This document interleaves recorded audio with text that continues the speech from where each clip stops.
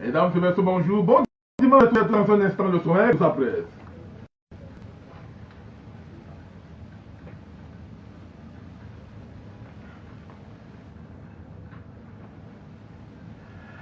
Présidentielle 2021, les jeunes de Paul Biya.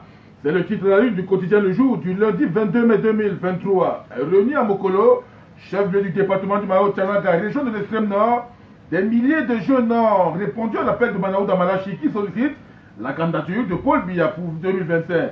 À la question de savoir pourquoi, à 2 ans de la fin du mandat, faut-il appeler à une candidature de l'actuel chef de l'État du Cameroun à la prochaine présidentielle, le ministre de la Santé publique répond, primo, c'est pour manifester notre soutien infaillible à notre président dont nous approuvons la politique et la gouvernance depuis sa au pouvoir jusqu'à ce jour. Secondo, ajoute Manaouda Malachi, c'est pour clarifier notre position au moment où, dans l'ensemble du pays, déferlent toutes sortes de nouvelles et de rumeurs sur la présidentielle de 2020. Tertio, le patron de la santé publique conclut en soutenant l'argument selon lequel c'est pour envoyer le signal au pays et au monde entier que l'extrême nord n'est ni dans l'hésitation, ni dans le doute sur celui qu'elle choisit pour 2025. Nous envoyons le message d'une région sereine dans un pays sans panique, bel et bien dirigé par un grand homme d'État, le président Paul Biya. Dixit, Manaouda Malachi. Bien de personnalités publiques ont accompagné le ministre de la Santé publique au cours de cet événement politique au rang desquels figure Aminatou Aïdjo, président du conseil d'administration du palais des congrès de Yaoundé, l'honorable Salman Amadou Ali, député FSLC, le sénateur MDR, maître Paulin Jorwe, ainsi que des directeurs généraux des sociétés publiques, des élus locaux. Au-delà du factuel, le quotidien Le Messager s'interroge sur qui est le nouveau leader du septentrion.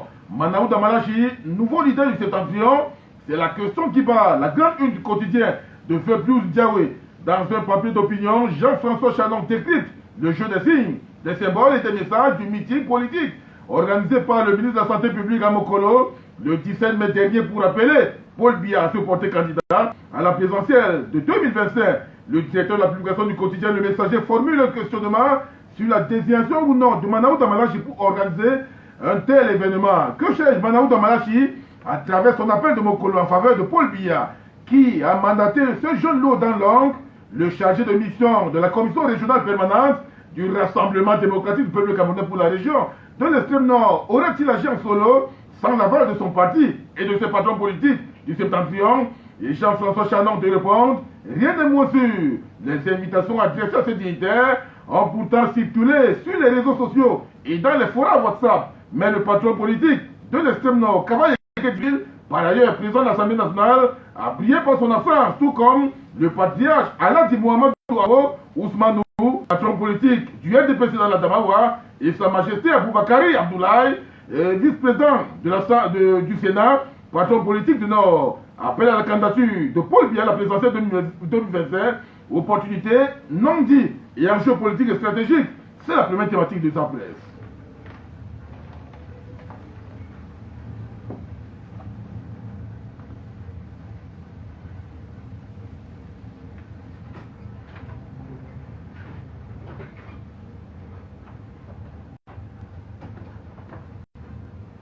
Lutte contre la haine tribale, après Paul Atangandi, Gala Setogaya entre dans la danse. C'est le fait d'une communication de ce 25 mai 2023 qui invite ses collaborateurs à travers le triangle national à prendre les taureaux par les cornes.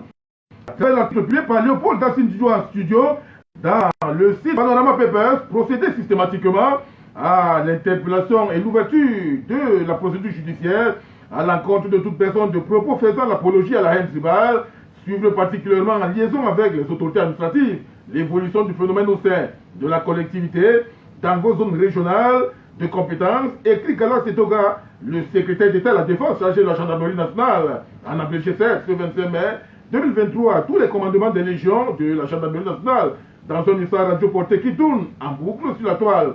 L'objet de ce message est lutte contre les discours haineux au sein de l'opinion. Les Pandores sont appelés à compter de ce 25 mai 2023 à traquer de toutes les personnes qui, dans la vie de tous les jours, comme dans les réseaux sociaux, seront coupables d'apologie de haine. Les leaders d'opinion et autres individus malveillants tapis dans les réseaux sociaux et autres plateformes communicationnelles sont de facto particulièrement visés. Les hommes en tenue vont donc être à l'avenir plus attentifs dans le but de sévir dans l'analyse des discours susceptibles de fragiliser l'unité et la cohésion nationale. Le secrétariat d'État à la Défense invite ses collaborateurs à s'appuyer sur les dispositions légales en vigueur, notamment la loi du 24 décembre 2019 modifiant et complétant certaines dispositions de la loi du 12 juillet 2016 portant code pénal en ses articles 241 alinéa 1. Il va sans dire que les événements de 100 000 maçons pour beaucoup dans cette sortie, c'est tant mieux car il est compris que l'État ne tient pas à voir se dupliquer ailleurs sur son territoire ce qui s'est passé à 100 000 maçons. L'on retient que le ministre de la Communication, de l'administration territoriale et le président de la Commission pour la promotion du bilinguisme et du multiculturalisme étaient déjà montés au créneau sur la même question. Il est donc question pour la haineux de tout poli et de savoir ce à quoi s'en tenir. Lutte contre les discours haineux, que peut le gouvernement camerounais?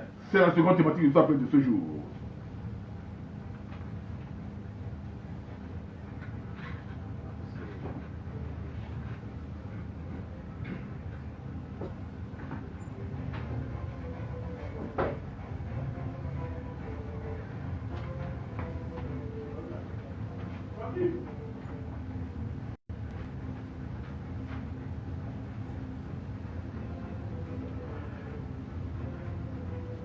Tous sont déjà présents en studio. Le journaliste Léopold Dassi, journaliste au quotidien Le Messager, chef service politique de ce journal, Samuel Bilong, président national du mouvement réformateur, Yaya Bello, membre du comité directeur du Parti camerounais pour la réconciliation nationale, Joseph Emmanuel Ateba, secrétaire national de la communication du mouvement pour la renaissance du Cameroun, et le professeur Joël Méolo, universitaire, écrivain et historien, mise en onde, Jourdain Fausto, assisté de Stéphane Diokono, réalisation, Paulin Yanga, diffusion de l'émission en direct de la page Facebook de Panorama Pépel, Joachim Ipela, collaboration, Jordan Ella, Jonathan Gana, Eric Andjata et Ilias Corpoumier. Je suis Saint-Jamais Bicoy, un bref pour avoir le débat proprement dit.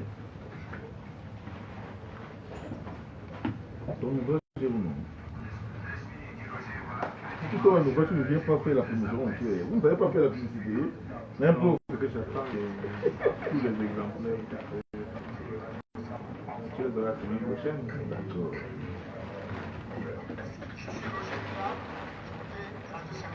Je suis Guy Roger Eva et j'écoute Radio Scientou. Bonjour, je suis Fatim Noah, écoutez Radio Scientou. Merci.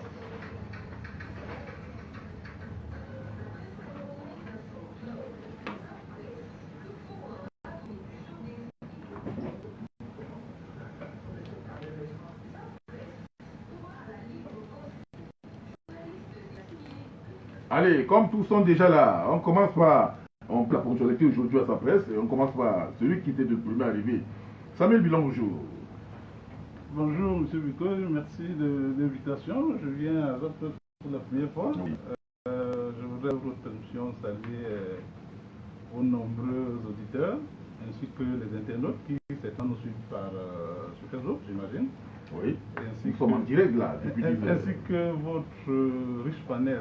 J'espère que nous serons à la hauteur des débats. Président national du mouvement réformateur, est-ce qu'on peut avoir les différents objectifs et le courant idéologique de ce parti politique? Écoutez, le mouvement réformateur, je crois que tout est dans le nom. Tout est dans le nom. Nous sommes un parti qui se veut de centre-gauche. Notre devise c'est unité, liberté, modernité. Ça veut dire que quand vous parlez de problèmes de repli identitaire, nous qui sommes profondément attachés à l'unité nationale, je pense que nous ne pouvons pas rester indifférents. Donc nous sommes un parti qui est fondamentalement démocratique.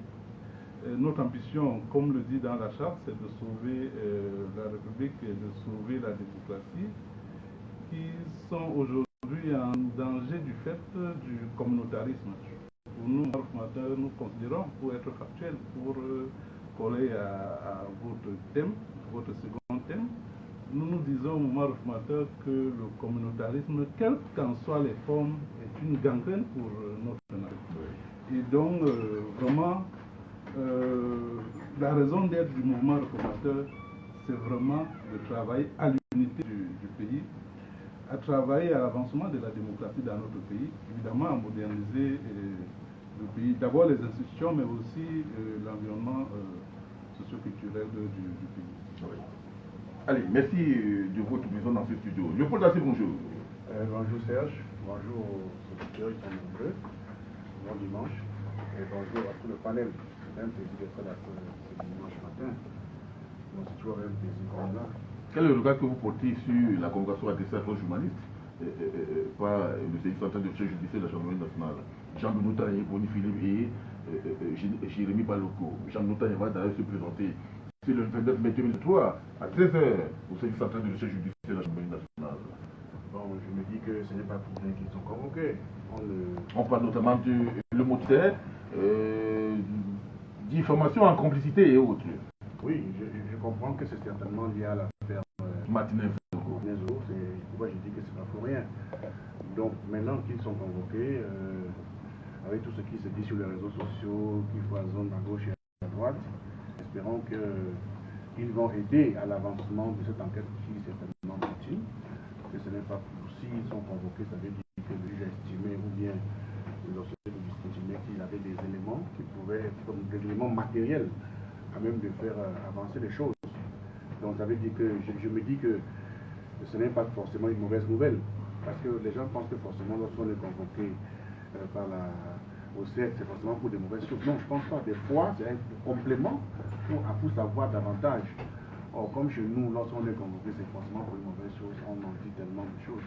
Donc pour moi, c'est qu'ils disent ce qu'ils en retournent et qu'ils convainquent les officiers de justice là-bas, et que pour sortir l'affaire avance. Bon, je pense que Jean Benoutaye et les autres sont des journalistes connus, vont prendre leur métier avec abnégation, en respect de la déontologie qui va avec. Pour le reste, nous voulons ce temps de sortir de là sans anicroche, quoi. C'est le truc que j'ai mis un peu pour chacun. D'accord. Yves, le bonjour. Bonjour, merci beaucoup pour l'invitation. Bonjour aux panélistes qui sont déjà là. Et également bonjour à mes camarades du Camerounais pour la réconciliation nationale, dont j'ai l'honneur de représenter ici, qui sont définitivement tournés vers la préparation du premier congrès ordinaire du parti qui aura lieu du 15 au 17 décembre 2023 à Kribi. Donc, le premier congrès du parti aura lieu à l'occasion du 20e anniversaire du Parti camerounais pour la réconciliation nationale.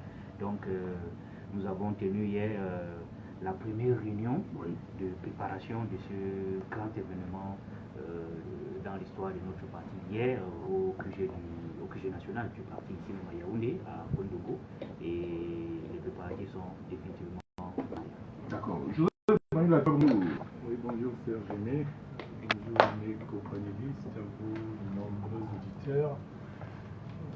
Alors bonjour à mes amis politiques victimes de la haine dont nous allons parler aujourd'hui, parce qu'en prison, pour avoir commis le crime d'exprimer une opinion. Je ne pouvais pas manquer votre plateau de ce jour malgré mon état de santé quelque peu chancelant, compte tenu de l'importance des thèmes.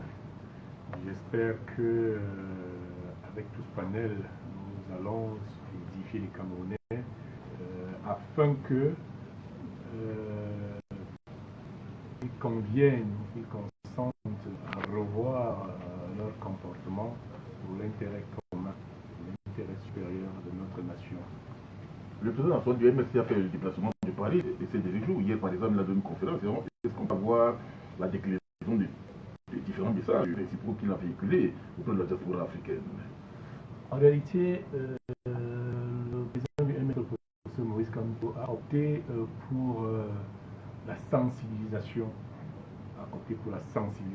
l'éducation des masses, pour rappeler à chacun quel est son rôle, qu'est-ce que la nation attend de lui. C'est dans ce cadre qu'il s'est rendu en France pour s'adresser à la diaspora. D'ailleurs, il a dit dans son propos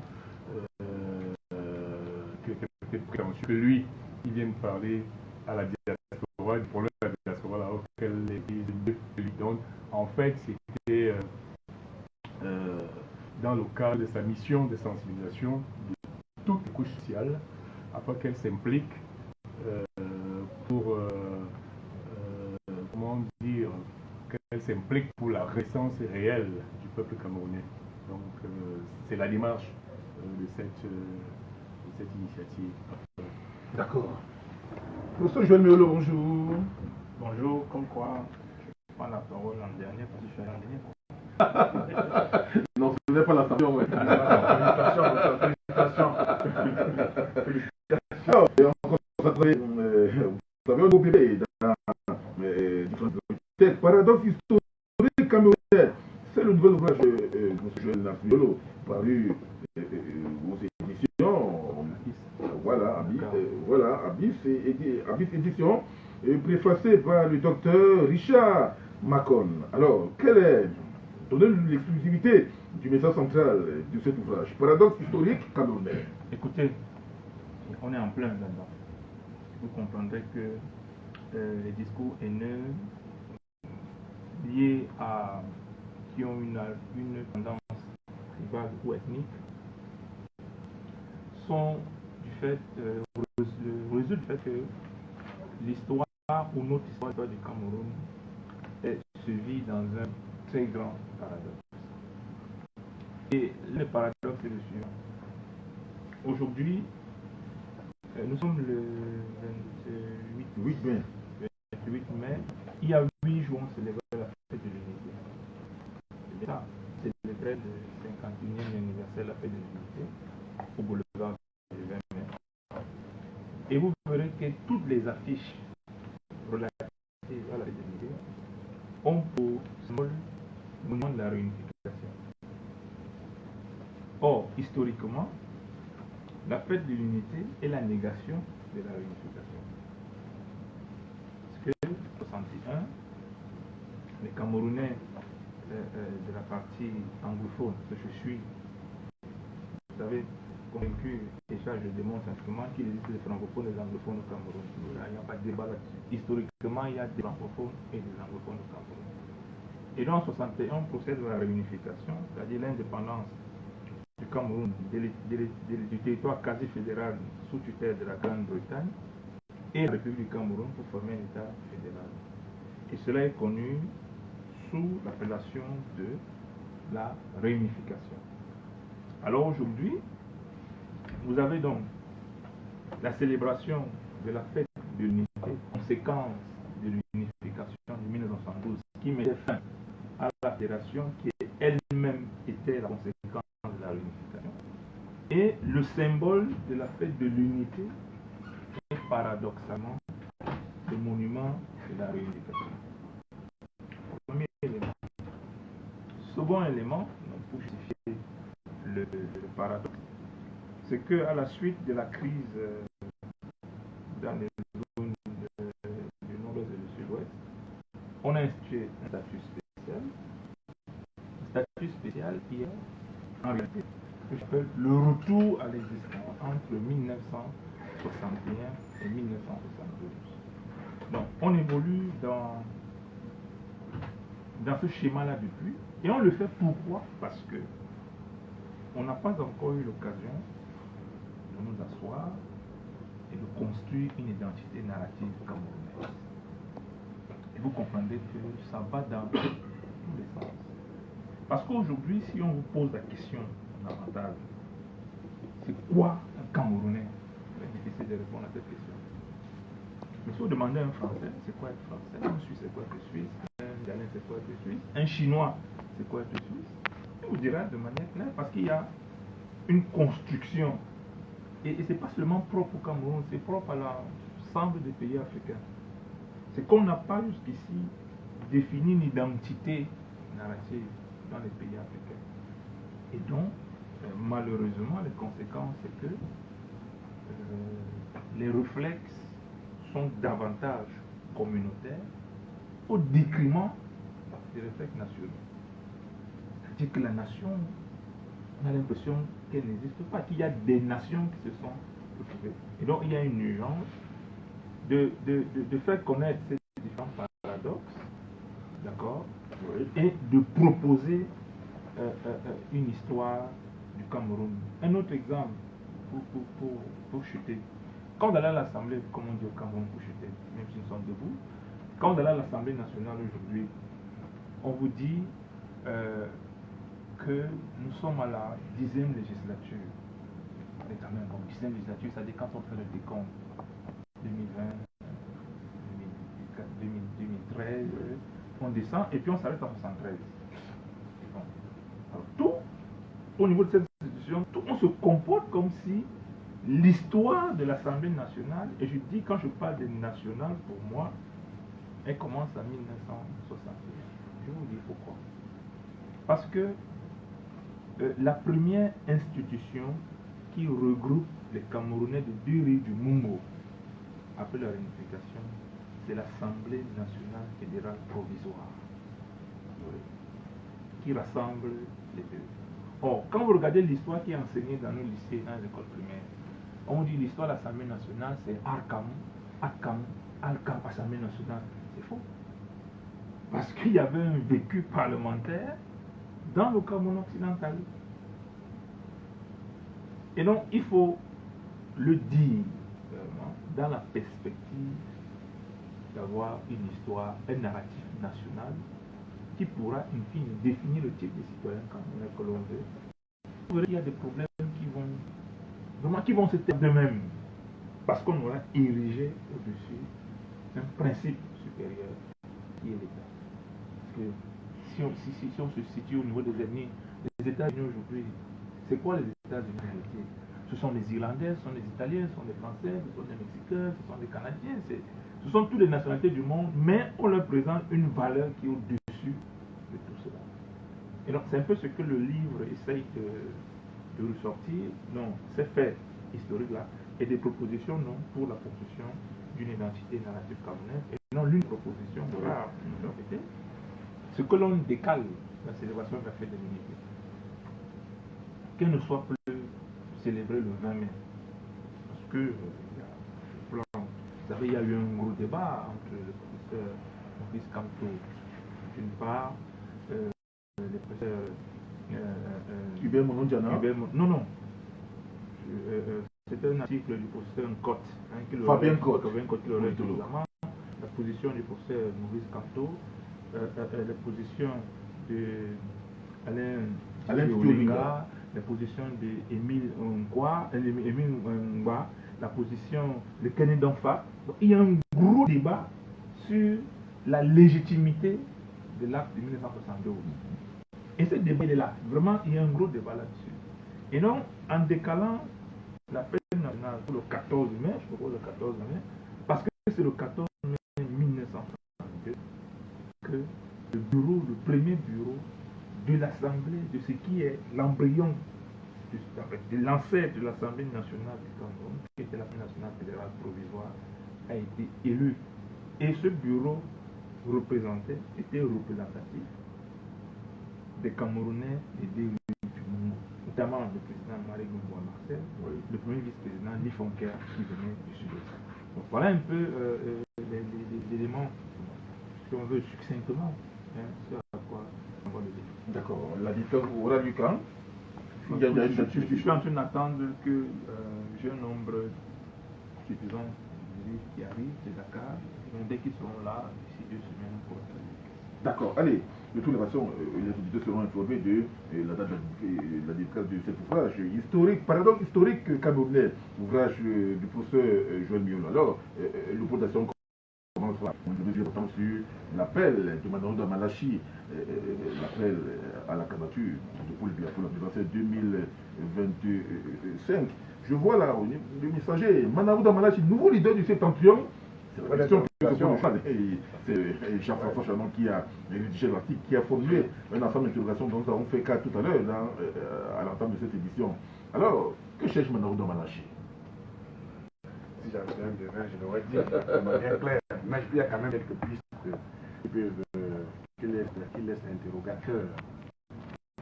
Il y a deux que je vais engager ici, et je crois que Jean-François Chanon dans le pied touché.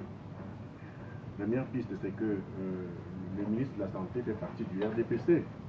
C'est connu de tout le monde. et qu'il prenne sur lui la responsabilité d'organiser un tel événement alors qu'autour de lui, c'est les patrons qui sont absents, on s'interroge. Car nous connaissons le sens paternaliste des différents dirigeants du RDPC. Ça veut dire qu'il veut savoir que c'est moi le patron, c'est moi le crocodile du marigot, ou bien vous appelez ça comment? Je suis dans mon marécage ici. Donc que le jeune ministre de 50 ans prenne sur lui, dans l'extrême nord, dans le marigot de Cavaille et Djibril, d'organiser un tel événement à son absence, et en l'absence de ces affidés, pose un problème sérieux. Posons-nous donc des questions. Est-ce que le jeune ministre, quand je dis jeune, bon, ça c'est entre guillemets, au Cameroun à 50 ans, on est jeune. Bon. Est-ce à dire que le ministre Manouda est en train de s'affranchir du leadership du RDC dans le septentrion? En interrogation.